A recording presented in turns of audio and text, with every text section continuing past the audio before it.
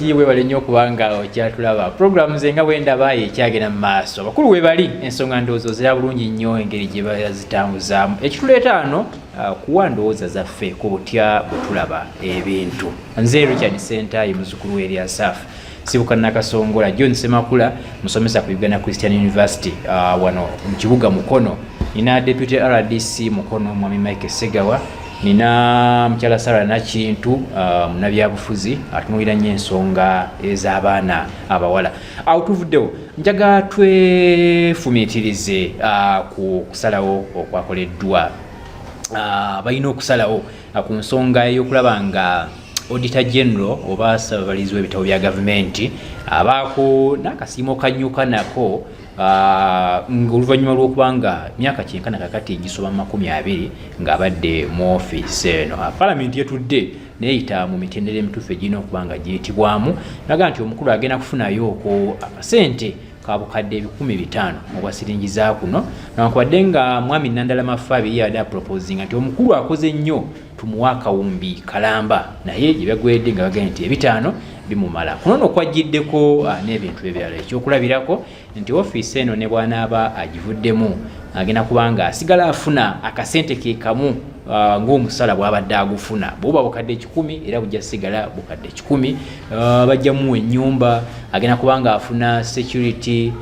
state burial ajja kubanga agifuna emmotoka amafuta byonna bigenda kubanga bibeerawo. Oludda oluvuganya lwalabisenga olutawade lumativu ku nsonga eno nga lugamba nti omukulu abadde afuna akasente obusiimo we buli pensioni we biri kati lwaki ate kino bubanga nga basazeewo kukikola bwe bati tebakikola ku buli mukozi wa gavumenti nti bw'aba awummula n'abaako n'akantu kavaayo nako oba oliawo ku nsonga efaananako bwetyo. Naye bino we bijjidde Mwami Semakula nga tukyalina kwe nandiise okusika omugwa naddala mu kibiina ky'NUP musimbi obukadde 15,000 zigambibwa okuweebwa Mwami Mpuuga ng'akasiimo. Twebuuza nti this time tulaba nti emitendera emituufu giringa egyagobereddwa okusinziira kuba olaba ebintu giringa egyagobereddwa ate ku ludda luli eri giringa egitaagobererwa. Olowooza lwaki kino kiyinza okuba nga kyabadde bwe kityo? Ndowooza ng'eggwanga tulina okukkiriza nti tulina okuyiga ate oluusi tuyigira mu nsobi bwabawo ensobi ekoleddwa tulina okuba nti tutwala obudde okugisomako n'okugiyigamu. Kakati nga ensonga ya Mpuuga tennajja mu ddiiro bingi nnyo ebyali bitamanyikiddwa ku ngeri ba commissioners ba parliament bafunamu akasiimo era tewali yali akimanyi naye bwe kyavaayo tukyogeddeko nga bannayuganda abaddewo okwogera okwenjawulo okuva mu nsonda ez'enjawulo. So ate ekyo ekya Mpuuga kibadde tekinnakuba bulungi kino ekya mwami wange nakyo nekijja mu maaso. Kakati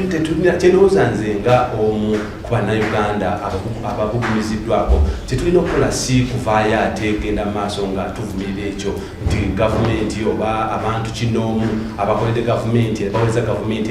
baweebwa akasiimo. Ndowooza essaawa okuba mitima tugambe nti naye ekintu kino kya mugaso ekintu kino kiyinza okuyamba bannayuganda abamu abali mu bifo ebyenjawulo kubanga amazima gali nti mbadde nfaayo nnyo okuwandika ku sitole era n'okulaba ebintu omwami oyo byakoze mu ofiisi yeeyo ate ng'alabise nti abadde mwami mwesimbu ebbanga ddene nnyo so ng'ate abadde asobola okugulirwa ofiisi ezimu ez'enjawulo nga ne paliamenti mw'ogitadde bw'abadde ajakola emirimu n'ayolesa ssente ez'enjawulo abantu ze balidde kinoomu oba ezibuze mu ngeri ey'enjawulo ne ziba nti zikomawo okuzimba eggwanga ne bwe ziba nga tezikomeddwawo tezikomyewo naye ne kiba nti abantu kinoomu abalidde ssente ezo babadde bavunaanibwa ne batwalibwa amakomera ne basasula sente ezo mu ngeri emu oba endala. So oyinza okulaba nti mwami muwango oyo sente actually akasiima kwe bamuwa ak'emiliyoni 5 oba miliyoni oba biliyoni emu nga mu butuufu kintu ekyandibadde kiba nti kikolebwa olw'okuba nti eggwanga aliweerezeddwa kugamba alisaavize bulungi nnyo. So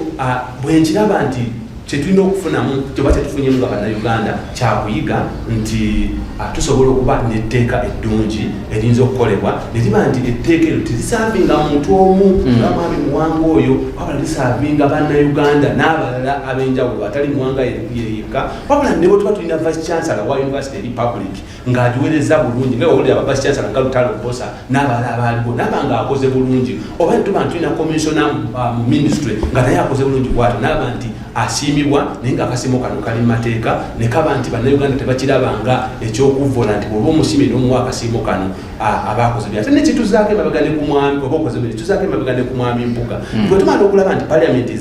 ate eronza omuntu omulala emuwa akasiimo kano kakati mwami mpuga ono ye kiba kyali kikoleddwa mu mutima mubi oba gwali mutima kugezaako kusiima muntu. So I think tulina okwekuba mu mutima ngaffe bannayuganda bwe kibanga mu butuufu eri abantu abeetaaga okusiima kubanga ekigenda okuddira kigenda kwogera ku President Museveni nti ebbanga lyamaze mu buyinza erigenda okuwera myaka 40 n'ebyo byakoledde eggwanga lino oba n'omuntu muleka nogere ku President Museveni bwe banaleeta etteeka mu Parliament bagamba nti asiimibwe abeere ng'aweebwa biliyoni 5 oba biliyoni 10 olwokuba nti asaavye eggwanga lino erya Uganda tugenda kukivumiranga bannayuganda bw'anaba nga twogera ku President Museveni kubanga ayinza okuba nga ye ali munyika teyeetaaga kasiimo abo kinaba nga twogera ku eyali speaker of parliament katugambe engeri bakyakolebanga obanga kadaaga oba twogera ku muntu omulala kinaaba kyakuvumirira kale nina okulowooza ndowooza tusaanye okukyusa emitima gyaffe okugamba nti bwe kibanga ekintu kino nga tulaba nga si kibi then nga kikuba mutima mulungi then abantu basiimibwe baweebwe akasiimo ate era bannayuganda balina okukimanya nti si buli muntu agenda kusiimibwa. Nze Ssemakula John bwenkoledde mbadde w'amawulire saagala kubanga kunsiima kumpa miliyoni 10 miliyoni ate bwembanga sikyetaaga kwegamba nga sirina nsonga lwaki nandiweddwa miliyoni ezo amazima gali tekyetaaga naye omuntu omulala ayetagisa ye eggwanga bwe liba likirabye pulezidenti ayinza okumpita nampa omudaali kumala nabatapa miliyoni 5 nkweyanziza nnyo nkweyanzire RDC kino tekisoose ku mwami Muwanga aba speakers n'aba vice president n'abalala bonna tulaba obusiimo buno weebuli naye oludda oluvuganya ekimu ku byebwemulugunyako ku nsonga eno nti wadde kino kyayise mu mitendera emituufu naye beemulugunya ku ssente zino kati buno obukadde 5 zo tezalambikiddwa nti anaafunanga kasente bwe kati bagamba nti ate wano ekyomuntu okuvangayo beegerekere nti zino ze ziba zifuluma awo ne wajja wabeerawo obuzibu. Twagala okwebuuza okusiimibwa okw'abantu bano munnayuganda yafunamu oba kugasa muntu oyo?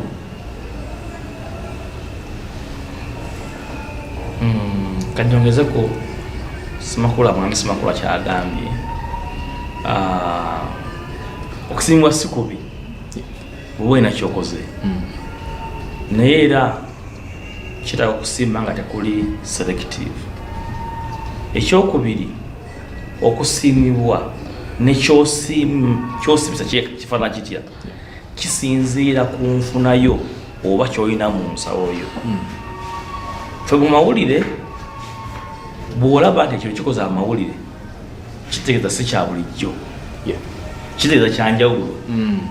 nti okuba nno boogera ku Mpuuga boogera ku Muwanga omukozi akoze obulungi nno otegere waffe oyo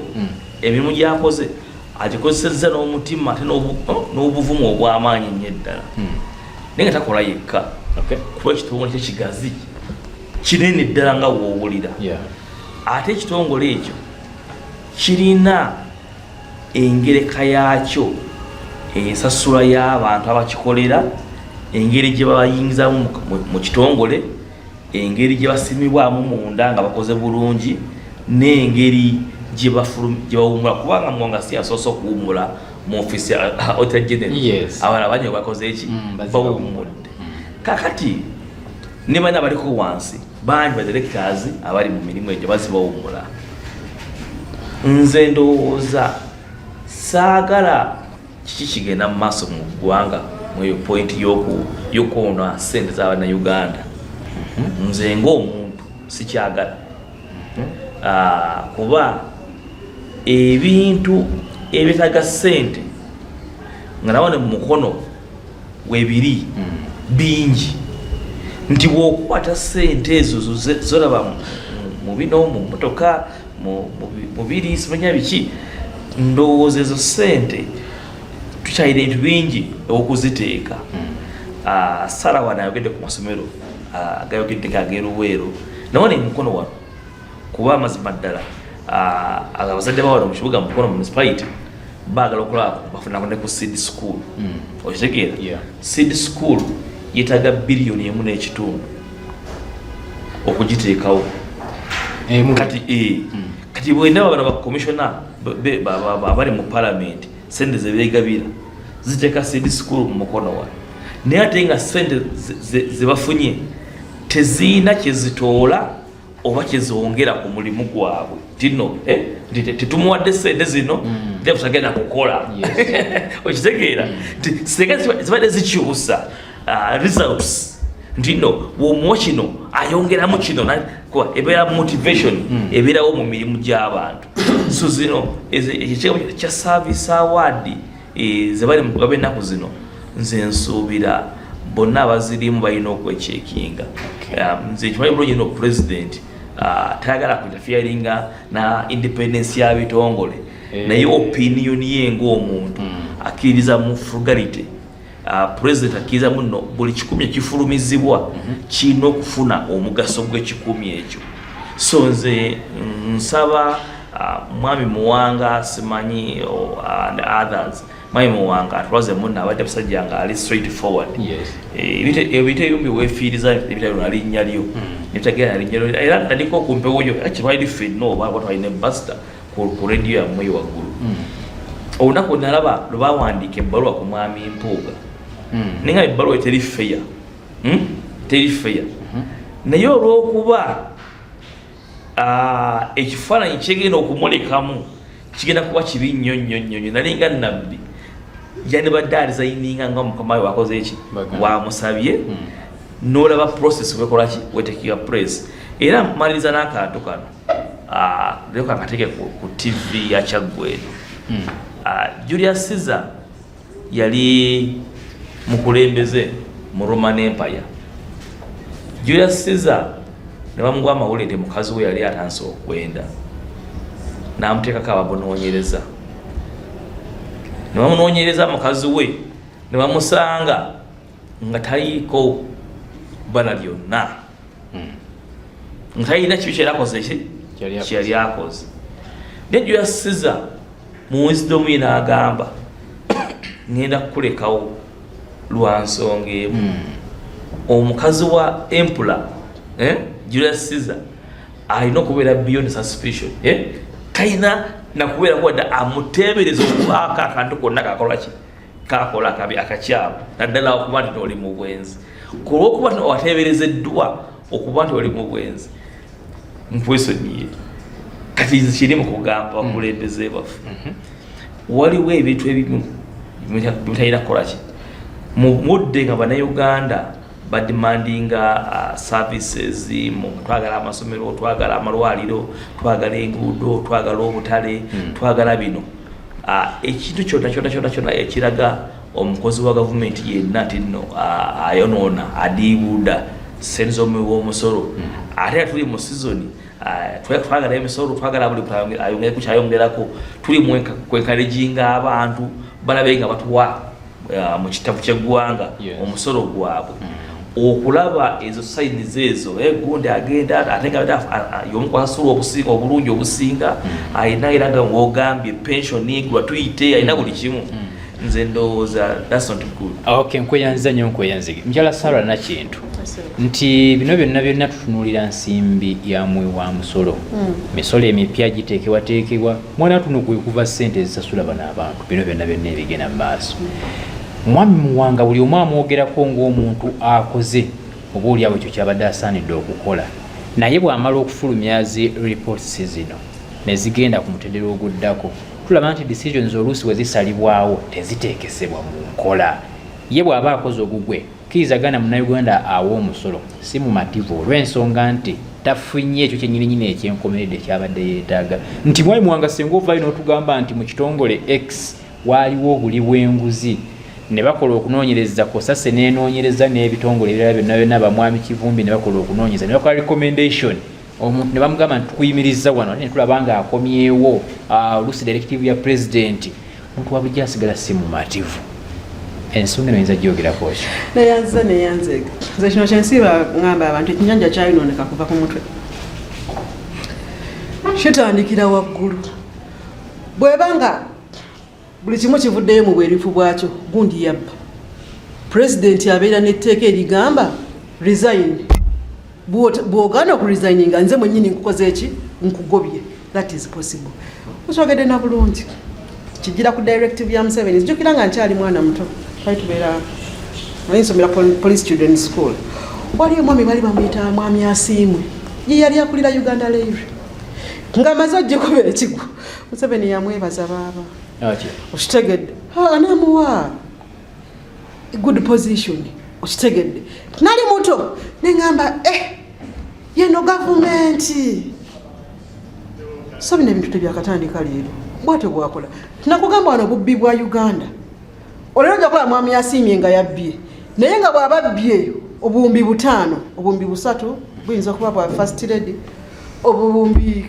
kamu kayinza kuba ka president Museveni okitegedde bona n'abo abamukoze eki abamwetoolodde kakati ngono mwami Asiimye bambi tegusobola mukka mu vi kubanga taziridde ki yekka okitegedde kati ne president Museveni ajja kuswala okumugoba kubanga ate naye ayinamuuko okitegedde interest oba share kakati awo kigenda kuba kizibu okugoba omuntu afaanagana atya bw'atyo kyova olaba bakomekkereza babakoze eki babasiimye in the other way around. That is 1. 2. Leero nabadde nninda opposition era eveeyo egambe neze ebitaano tuzikoze eki tuziganye kubanga komiti yemwe yawampuuga komiti yemwe yebadde bani mwami Muwanga ebitaano bya mwami Muwanga yes ne bajjajjez abalala bonna n'abalala bonna be basiimye abasirikale ab'enjawulo okitegedde buli babatadde increment bwe bitandikira bwe banga se mu komiti yemwe ye yawampuuga ye wadde mwami Muwanga lwaki kino opposition mukyogerako nga kiri rightly okitegedde ati balage mundeke ekyabasirikale kakikubuulire ate ekyampuuga okitegedde kati abasirikale bajjeko kati tekako mwami Muwanga bitaano okitegedde abasirikale bali baservice force emyaka mingi naye nga tebasobola kuritayalingibwa tebalina sente za retirement actually for them they were given a retirement package so sikusiimibwa teyali kusiimibwa otangaziza era bwe ba retirement package ne munaluweera abeera yakola era naye yandibadde retirement package ne bazimuwa kakati ekirala kyenjagala okugamba lwaki tulinawo discrepancy awo nti ezampuuga za Kive ate ezamuwanga ki ntuufu it is the same committee okitegedde eyagereka eri era yegereseewa yegeresewa ani kakati ekyamwami katono nnyo okutangazaamu Honorable Sarah ekyamwami Mpuuga kubeegabira yaliko ekyo kiziganya nakyo bane kati bwabanga yaliko ku kyamwami Muwanga teyabaddeko era nkubuuze bwemba nga ndi ku komiti nze siina kusiimibwa etteeka ligamba ki siina kusiimibwa mwami Mpuuga bwabanga ali ku committee is part of the committee era bwe libanga naye limusiima naye muntu ng'omulala era mu kugereka akasiima kubanga etteeka lijja kugamba nti gwe beneficiary tolina kubeerawo mu bateekateeka kati oba committee namba yamukkiriza ebeerewo kuwawi okitegedde that is one enjawulo wakati wa auditor general mwami Muwanga ne mwami Mpuuga kubanga mwami Mpuuga munnabyabufuzi mwami Muwanga si munnabyabufuzi lwaki munnabyabufuzi osaba office ogisaba ng'osuubiza abantu okuba ekyoka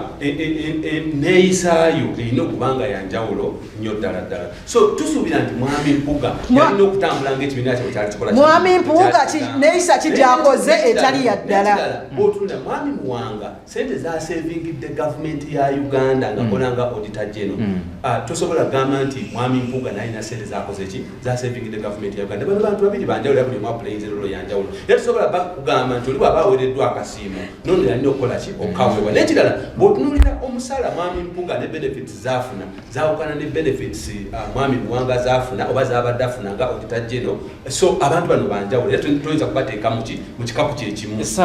kati kankubuulire muganda wange bw'oba osazeewo okusiima abantu basiime okitegedde nga tolina kyekubiira okitegedde ekyo kyenjagala tumanye lwaki okugamba nti ku Mpuuga tekikirizibwa ngono wa gavumenti kikirizibwa kati no Mpuuga bamuwa 5 ono bamuwadde 5 naye n'omusaala agenda kusigala agufuna tebatwadde na duration okitegedde oba bbanga ki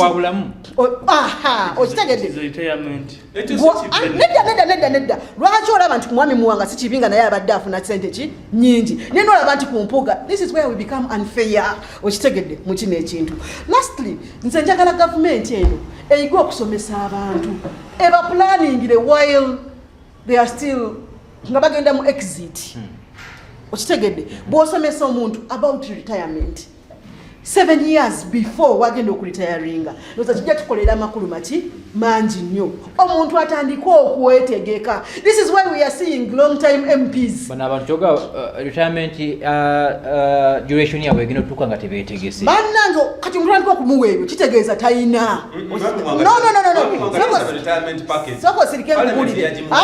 nkubuulire anti nkubuulira bwe tuba nga twagala okufisa ssente mu ggwanika ly'eggwanga lino eno ebyo tulina okudiiringa nabyo okitegedde. And then I love Catholic organizations.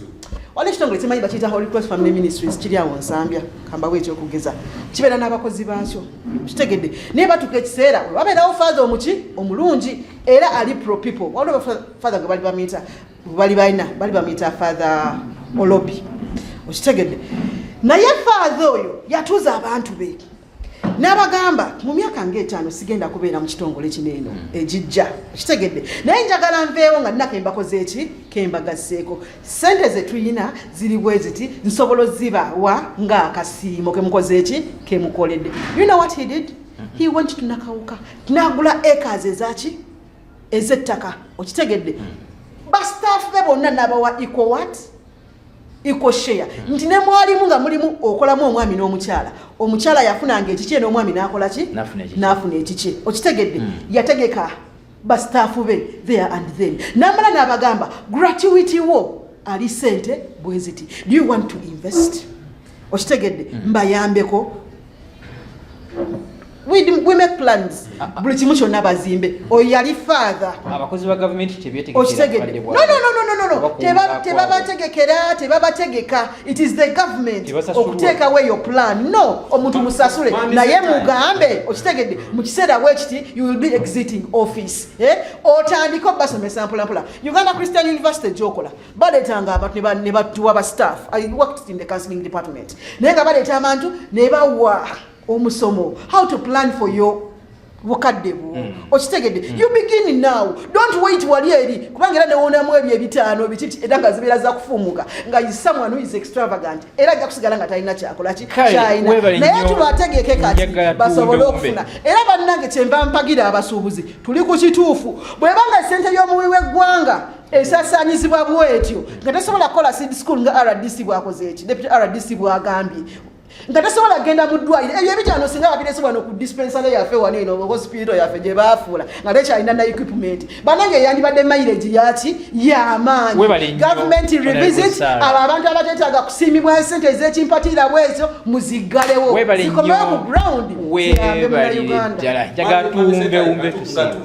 era bw'omaliriza osiibule ndowooza ng'eggwanga kyetwetaaga ebyo byonna nga weebiri kwe kuba n'engeri y'akakiiko so si kuvumira kino ekikoleddwa tulina okuvaayo n'enkola entuufu enambulukufu kwegamba buli mukozi wa gavumenti alina ekintu kyakoledde eggwanga lino nga kirungi mwayinza okusimbwa kubanga tetuyinza kukyewala nga bagambye nti gyemujja tujja kuba twogera ku pulezidenti Museveni ng'essaawa ye etuuse asiibula eggwanga kigenda kuba mu palamenti ng'abantu bagamba oba etteeka lijja kujja mu palamenti nga bagamba nti pulezidenti asiimiddwa ate kane tugenda kudda tutandika okungubaga oba okugamba nti ne pulezidenti bamusimye ate abadde afuna omusolo sente bweziti mu musaala president afuna million 3 so katagenda nga pulezidenti afuna million 3 bagenda tugamba etteeka lijja budget ya state house eri mmeka budget ya state house eri mmeka awo biliyoni makumi essaawa etuuse tubeera enkola ennungamu esiima abakozi ba gavumenti nange sigenda kukirabanga kibi senga ntuka okuwummula Uganda Christian University gyenkolera negamba nti akamotoka ketwali tumuwadde nga kamulimu tukamuwadde Uganda Christian University ekola pate nekuwa n'akasiima akali mu miliyoni era ejja kukakuwa kubanga bakawa kale njagala osiibule wana Johnson bannayuganda bannange mbeebaza olw'okuba nti mutuwuliriza olwaleera ne mutulaba era nti mulaba puroguramu eno bana mugende mu maaso nga mulaba puroguramu eno ate nga mukola okuzimba Uganda ffe tuteetano nga bannayuganda bannamwe okulaba nti twongera okuteeka ettafaali ku Uganda yaffe eno okutwaliza awamu era njagala okwebaza bateesa bannange bonna ate n'omukubiriza wa puroguramu eno olw'okuba nti bawaayo obudde okujja okubeera ku puroguramu eno bannange mwebale nnyo mwebalire ddala kale tweyanzege RDC Uganda inaina wali kusaba okulaba nga weebuuza ekibuuzo kisinga obukulu gwe nga Munnayuganda kiki ky'oli mu kukola okuba nga ozimba Uganda kubanga kyangu nnyo okulaba okukatabala offside. Saala oyo akoze ensobi gundi, Ssemakulu oyo akoze bwete, Ssegawa oyo akoze kiri, Ssettayi kiri, naye gwe wooli twogera essaawa zino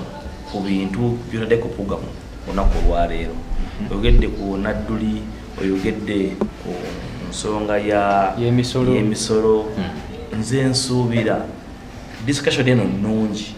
etuwa obudde okuwuliziganya netufuna education netuwula ideas ez'enjawulo. Abasuubuzi abawulira buno bazitoweddwa emisolo kubanga basuubuzi ate bebaliidinga enkulaakulana y'eggwanga. Kuba ffe tuli mu ggwanga tuddala liri privacy led in terms of enkulaakulana mu bitundu ebyenjawulo. Gavumenti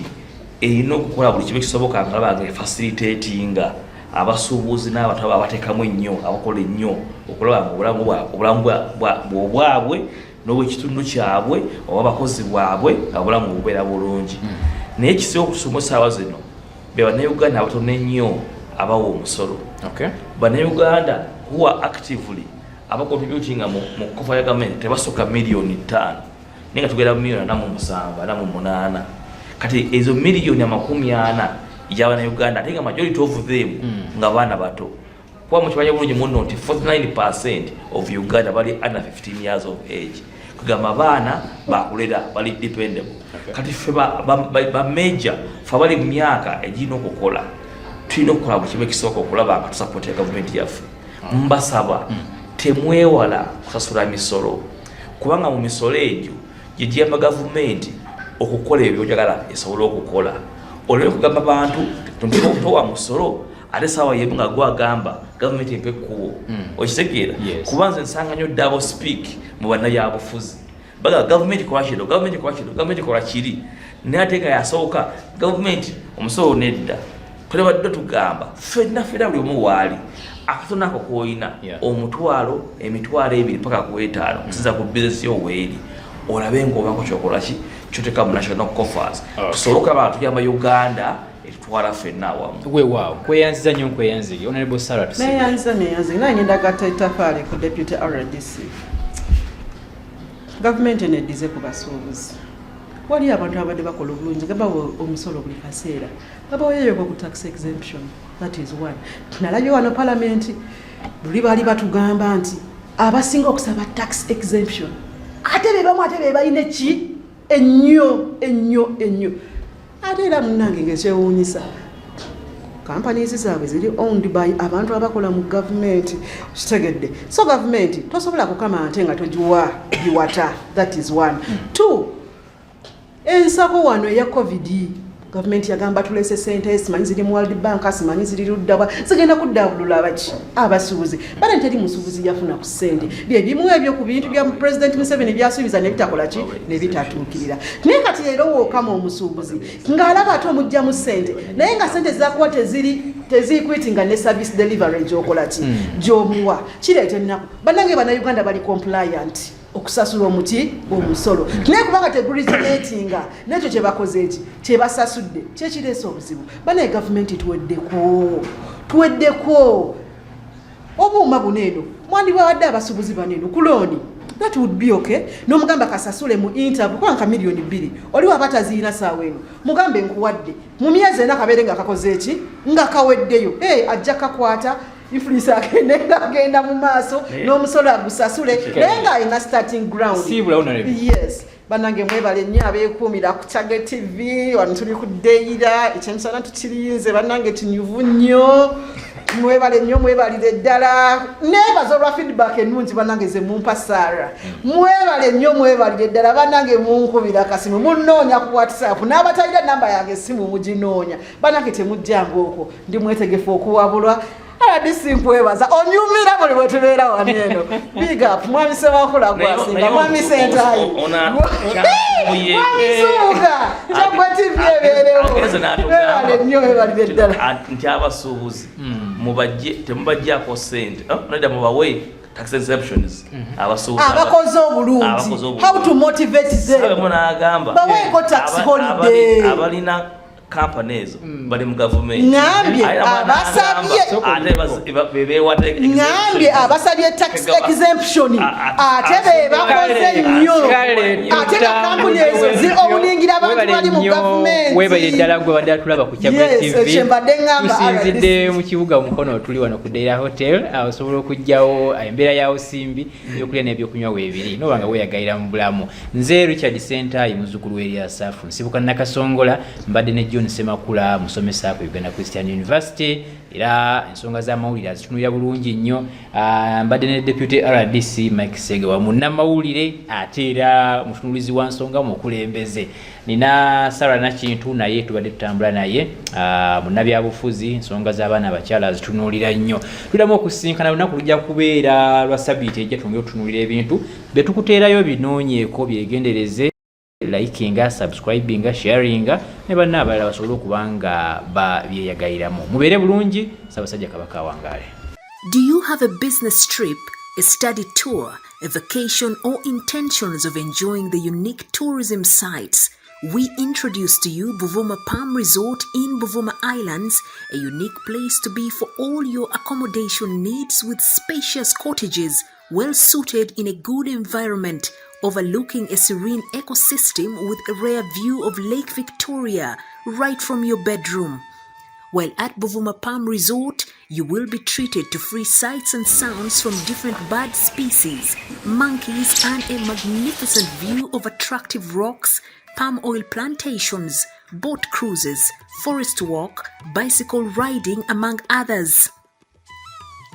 Buvuma Palm Resort has first-class conference facilities with a unique taste of foods prepared by experienced chefs. It is located in Buvuma district on the main island near the district headquarters. It also boasts of a helicopter landing pad and a playground.